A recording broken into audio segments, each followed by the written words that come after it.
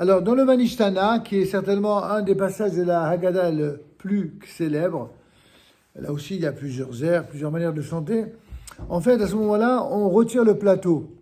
On retire le plateau, le fameux plateau dont on a parlé jusqu'à présent, et on va préparer le deuxième vers. On va préparer le deuxième vers, parce que le premier vers, évidemment, on l'a bu lors du premier kiddush. Je vous rappelle quand même que on l'a pas dit tout à l'heure, que le kiddush, c'est un verre pour tout le monde, sans exception. Il y a le chef de famille qui a son propre verre, mais également la maman, les enfants, les garçons, les filles, tout le monde doit avoir son verre. Bon, quand c'est les petits-enfants, on mettra des petits verres, mais dès l'âge de la bar mitzvah, on doit mettre le verre réglementaire minimum. Et tout le monde doit avoir. Maintenant, pour celui qui vraiment ne supporterait pas le vin, il faudra prendre du jus de raisin. En général, on met un peu de vin, un peu de jus de raisin pour ceux qui ne supportent pas trop. Et ceux pour qui même ça, c'est insupportable à consommer, alors la halakha nous dit que ce qui compte le plus, c'est simplement ce qu'on appelle le rov kos, la majorité du verre. Même si vous ne buvez pas tout le verre, au moins la majorité. Donc vous avez, idéalement, c'est un verre normal de vin rouge. Si on ne supporte pas le vin rouge, eh bien, on peut faire soit un mélange de vin rouge et de jus de raisin, soit que de jus de raisin, si vraiment le vin est insupportable pour certains. Et enfin, dans tous les cas de figure, le plus important, c'est le rov kos, la majorité du verre. Est-ce que c'est clair pour tout le monde?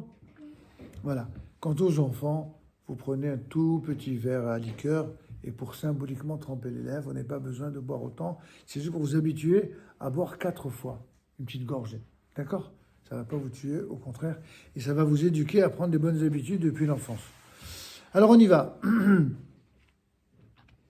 Manishtana, en général, une fois qu'on a retiré le plateau, et dont le Talmud nous rappelle qu'on fait ça exprès pour susciter à l'enfant un questionnement, et ainsi, le plus jeune des enfants, dans la tradition, on conditionne toujours le plus jeune des enfants à poser la question à toute la famille, au chef de famille, à la maman, ainsi que aux autres enfants. Manishtana halayla hazeh mikol halelot. C'est-à-dire, qu'est-ce qui est différent cette nuit-ci de toutes les autres nuits? Et là-dessus, toute la famille répond en chœur. Manishtana halayla hazeh mikol halelot. שבכל הלילות אין אנו מטבלין אפילו פעם אחת מהלילה הזה שתפי עמיר שבכל הלילות אנו אוכלים חמץ ומצה מהלילה הזה כולו מצה שבכל הלילות אנו אוכלים שאר ירקות מהלילה הזה מרור שבכל הלילות אנו אוכלים ושותים בין יושבים ובין מסובין מהלילה הזה donc à la question posée, qu'est-ce qui différencie cette nuit-ci de toutes les autres nuits? Eh bien, on répond dans la Haggadah de Pessah.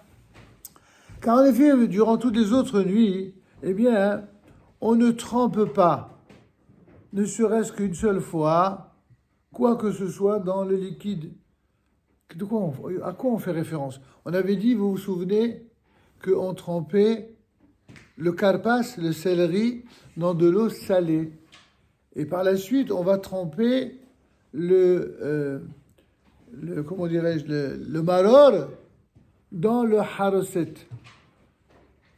Et donc ces deux trempages, eh bien, font référence à ces deux fois où l'on trempe dans un des 5 liquides qui est habituellement précédé d'un lavage des mains. C'est pour ça, tout à l'heure, je vous avais dit, je vous expliquerai, c'est pour ça qu'on se lave une première fois les mains sans la bénédiction, et après seulement, on se lavera une deuxième fois avec bénédiction. Mais ça, c'est après la Haggadah. Alors, regardez, mes enfants, on continue. Et qu'est-ce que dit le texte? Cette fois-ci, donc, le soir de Pessah, on va tremper 2 fois. Chez Be'er Cholalot, ainsi, dans toutes les autres nuits, durant toutes les autres nuits de l'année, eh bien, nous consommons soit du chametz, soit de la matzah, soit du chametz, soit de la matzah, soit du pain, des gâteaux, ce que c'est, des biscottes, soit de la matzah. On peut manger les deux. Or, cette nuit-là, on ne mange que de la matzah.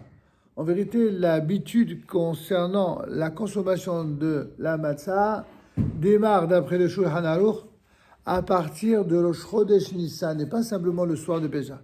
Le soir de Pessah, c'est une obligation pour tous. Mais déjà, on ne consomme plus de matzah à partir de Rosh Chodesh Nissan, d'après tous les usages. Et d'après certains usages, c'est notamment le cas pour les Juifs originaires d'Algérie, ils ne mangent pas de matzah depuis Purim, depuis le lendemain de Purim. Au nom du principe que 30 jours avant Pessah, eh bien, on doit rentrer dans la logique et dans l'étude de toutes les lois de Pessah. C'est ainsi que, à partir de là, on ne mange plus des lois de matzah. Pourquoi ? Pour faire la différence entre la période Chametz et la période matzah. C'est un conditionnement. Mais bon, sur le plan de la règle stricte, c'est seulement à partir de Rosh Chodesh, c'est absolument interdit. Mais avant, c'est juste un usage que nous avons dans nos communautés.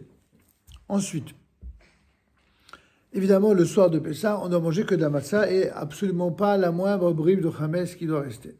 Chez Bechol Halelot, car toutes les autres nuits, à nous, nous mangeons toutes catégories de légumes, de verdures, etc. De vegetables, d'accord ? Légumes là pour les anglophones. Mais cette nuit-là, cette nuit de Pessah, on ne mange que les herbes amères. Là aussi, pour marquer la différence entre cette consécration de l'événement par rapport aux autres journées, ou plutôt aux autres nuits de l'année. Chez Bechol Halelot, car toutes les autres nuits, nous mangeons et nous buvons, que ce soit en position assise ou en position accoudée. Assise, c'est la manière habituelle de s'asseoir convenablement.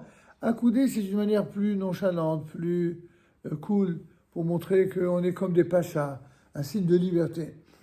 Et cette nuit-là, cette nuit de Pessah, eh bien, on est accoudé.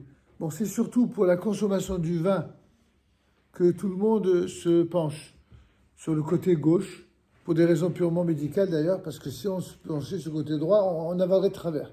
Donc en se penchant du côté gauche, ça évite d'avaler de travers. Et il faut donc se pencher du côté gauche. Et beaucoup font la même chose pour la matzah du côté gauche. Certains, notamment en Afrique du Nord, ne sont makpidim, ils sont rigoureux pour se pencher que pour le vin, pour la matzah, pas tellement. Et ils n'ont pas trop l'habitude. Mais en tout cas, ceux qui n'ont pas une habitude particulière, c'est bon de suivre cette habitude, de se pencher, ne serait-ce qu'un symboliquement un certain temps. Pour le vin, c'est carrément de le boire complètement accoudé. C'est encore une fois un signe de Kulanu Mesubin, qu'on soit comme des pachas, comme des hommes libres. Tout ceci étant très symbolique. Mais pour nous, vous savez, dans la tradition juive, le symbole, ça a valeur essentielle. Dans d'autres traditions, quand on dit de quelque chose qui est symbolique, ça veut dire qu'il n'est pas important. Ah, c'est juste symbolique. Sauf que dans la Torah, quand on dit que quelque chose est juste symbolique, ça veut dire quelque chose d'essentiel, de fondamental. C'est pourquoi, pour nous, les rites, les symboles sont très importants parce qu'ils véhiculent bien plus que ce que l'on en comprend. Ils véhiculent quelque chose d'éminemment fort qui s'inscrit dans nos gènes, dans notre souvenir, dans notre vécu, dans notre expérience et qui nous marque pour la somme des générations.